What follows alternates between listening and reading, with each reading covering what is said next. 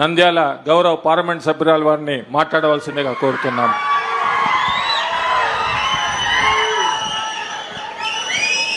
వేదికపై ఉన్న పెద్దలు, మన రాష్ట్ర ముఖ్యమంత్రి వర్యులు నారా చంద్రబాబు నాయుడు గారికి స్వాగతం పలుకుతూ, ఇక్కడ వేదికపై ఉన్న పెద్దలందరికీ స్వాగతం, నమస్కారాలు.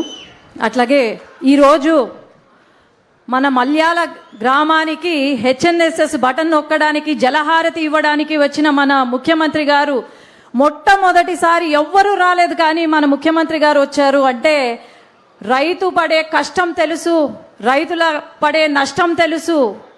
ఒక రాయలసీమ రైతు బిడ్డగా ఈరోజు రైతులను ఆదుకుంటూ రాష్ట్రాన్ని ముందుకు తీసుకెళ్తున్నారు మన చంద్రబాబు నాయుడు గారు.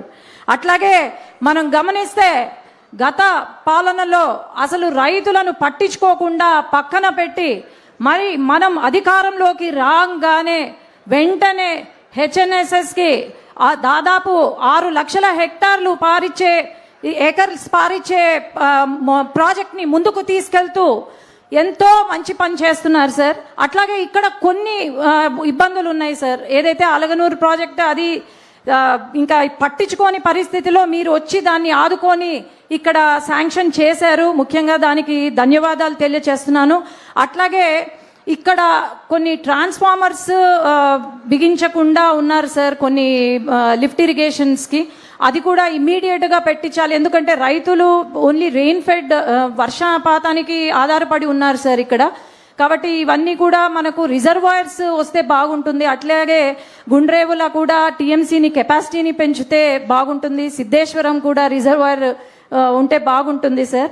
అట్లాగే పల్లెలో మేము వెళ్తూ ఉన్నాము, డోర్ టు డోర్ చేస్తున్నప్పుడు ఎంతో సంతోషంగా ఉన్నారు. వైసీపీ నాయకులు ఏదో మాట్లాడుతున్నారు, కానీ ఇక్కడ ప్రతి ఒక్కరూ నందికొట్కూరు నియోజకవర్గమే కాదు, నంద్యాల పార్లమెంట్లో ప్రతి ఒక్కరూ చాలా సంతోషంగా ఉన్నారు.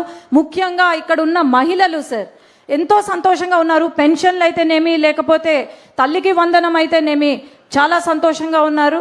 ఇట్లాగే ప్రతిసారి మేము ముందు ఉండి మళ్ళీ తెలుగుదేశం పార్టీ ఎప్పటికీ ఇక్కడ జెండా ఎగరవేయాలని కోరుకుంటూ అందరికీ ధన్యవాదాలు.